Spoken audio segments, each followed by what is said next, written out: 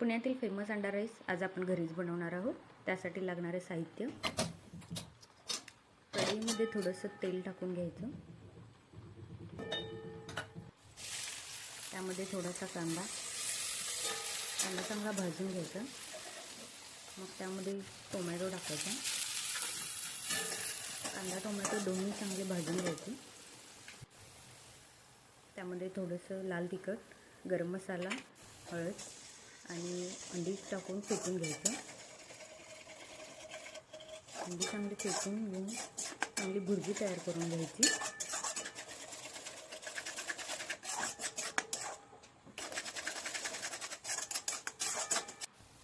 आता त्यामध्ये शिजवलेला राईस घालून चांगलं मिक्स करून घ्यायचं।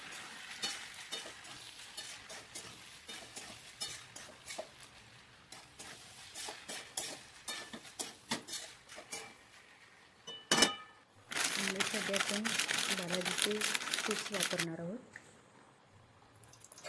थोडंसं तेल टाकून त्यामध्ये अंडं टाकून घ्यायचं,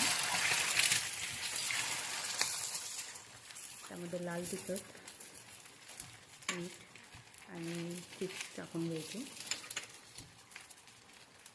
अशा प्रकारे खाण्यासाठी अंडा राईस